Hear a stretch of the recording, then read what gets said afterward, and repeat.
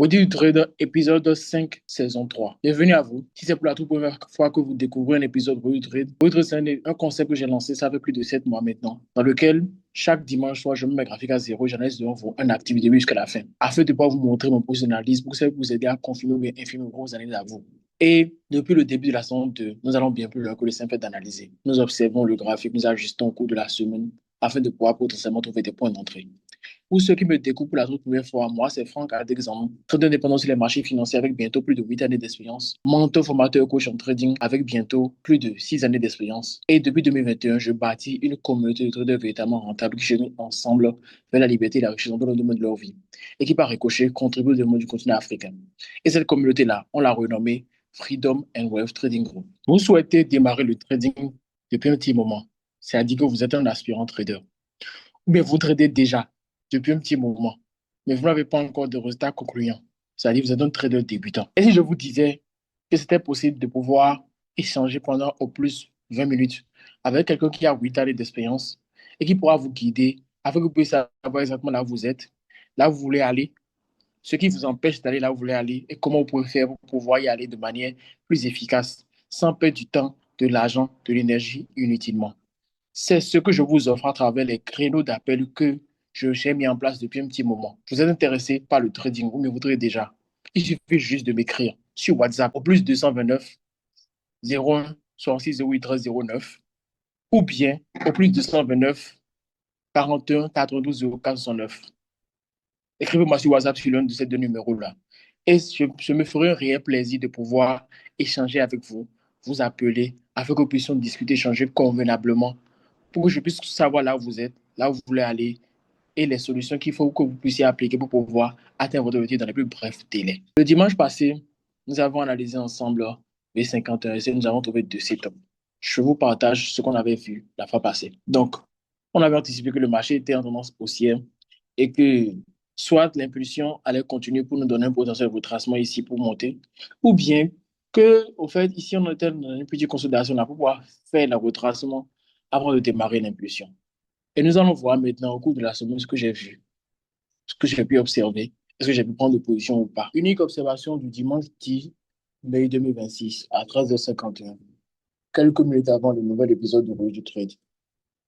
Alors, euh, cette semaine, j'étais pas proche des graphiques. Donc, le marché a suivi le deuxième scénario. C'est très bien. Puis ça n'a pas suivi le premier scénario. Parce que le premier scénario, bon, on va dire que le retracement ne serait pas intéressant. Alors, ça a suivi le deuxième scénario, mais j'étais là, hein, j'étais dans la zone, mais j'ai pas pris de trade.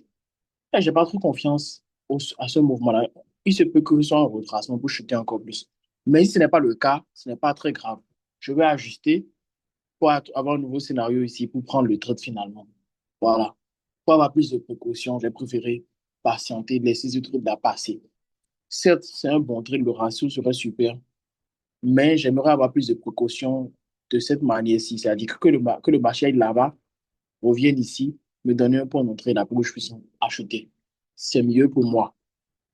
C'est un peu ça. Super. Alors, aujourd'hui, nous allons nous concentrer sur V115. Ça fait un petit moment, on n'est plus allé là-dessus. Sans plus tarder, je partage mon écran. Déjà ici, il faut comprendre que si on veut vraiment bien faire le taf ici, on doit essayer d'aller dans un temps un peu plus élevé. Comme c'est en H4 qu'on est, on peut aller en H8, deux fois H4. Ça nous permet de voir que, au fait, là, nous sommes dans une grande consolidation. Nous sommes dans une grande consolidation, c'est une consolidation pour pouvoir continuer à la baisse. Parce que le marché est clairement dans une tendance baissière depuis un petit moment sur cet actif-là. Mais là, on a quoi? On a ce qu'on peut dire que c'est une redistribution.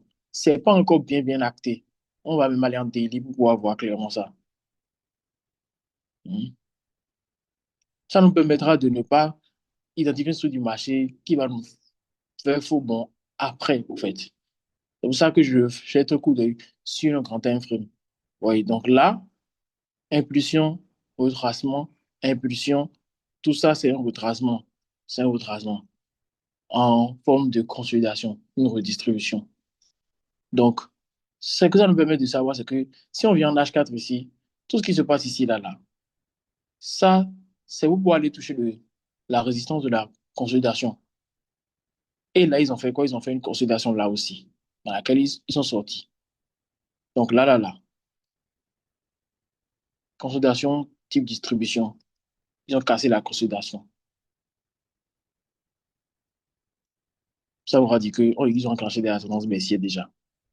Ils ont enclenché la tendance baissière déjà ici. Maintenant, pour pouvoir identifier cette tendance baissière, est-ce qu'on a besoin de trop se jeûner? Non. On va juste utiliser ce sommet-ci, ce sommet-là. C'est largement suffisant pour dire que c'est une tendance baissière. Tendance baissière, maintenant, qu'est-ce qu'on voit? On a un retracement en cours actuellement. Donc, la suite du marché actuel, c'est tendance baissière, retracement en cours. C'est hausse, tendance baissière, retracement en cours.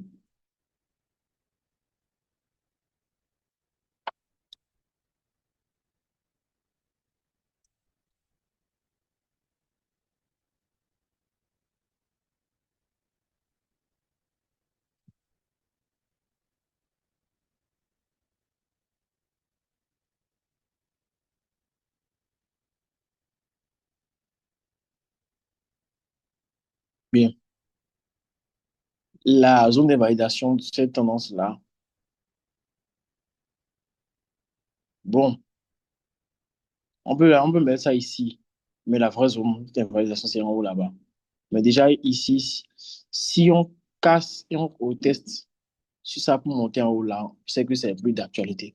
Mais on peut aller jusque là, faire une fausse cassure et chuter. Ça peut me permettre d'avoir une meilleure opportunité aussi. Mais s'il y a une cassure franche et une retest là-dessus en jouant le rôle d'un support, là, c'est bizarre.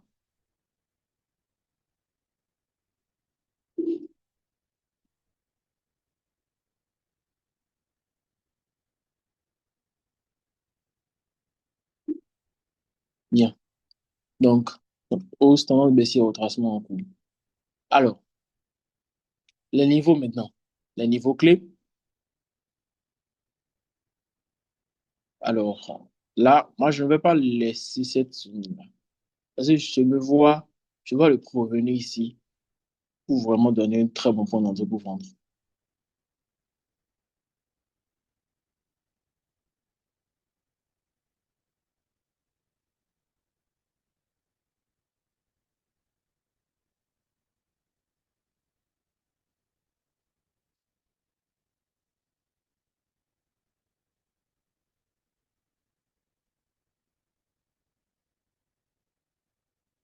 Donc, les deux niveaux de résistance là.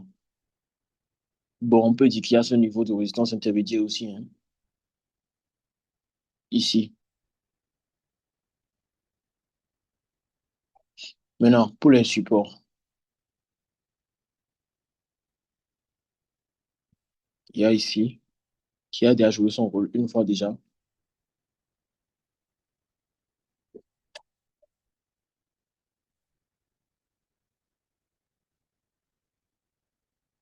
et il y a là.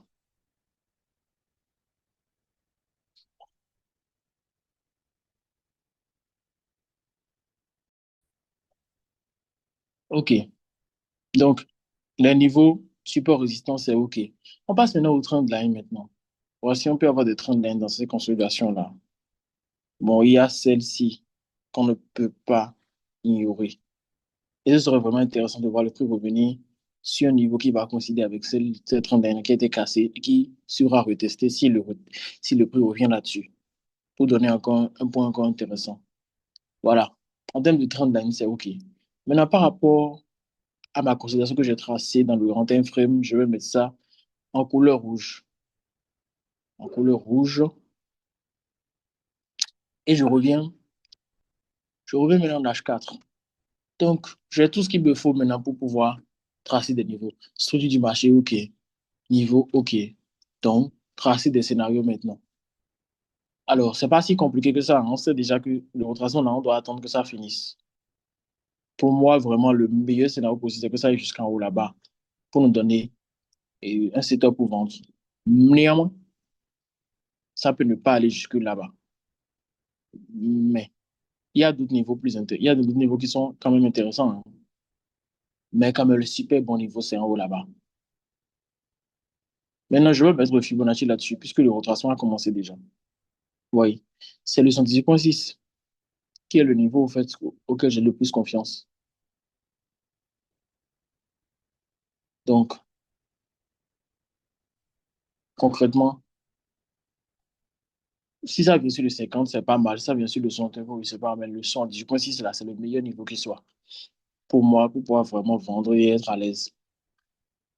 Donc, maintenant, les scénarios possibles, on a ici, ça peut chuter.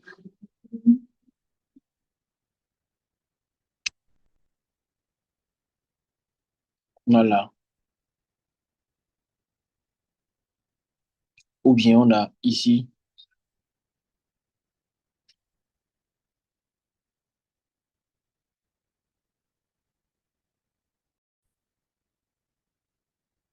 Donc, après ça, on a comme scénario celui-ci, le meilleur. Le meilleur scénario d'entre tous, c'est ça. Maintenant, même ça ne va pas jusque là-bas. Je pense qu'il y a largement de quoi quitter le prix, soit ici, soit là. Peut-être sur un niveau intermédiaire là, que je n'ai pas encore tracé pour le moment. Le moment.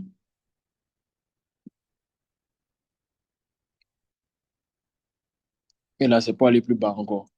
Correctement tout. Bien. Donc là, structure du marché, OK. Niveau, OK. Tracé des scénarios, OK. Tout ce qui nous reste à faire maintenant, c'est de faire la capture d'écran afin de pouvoir enregistrer cette analyse.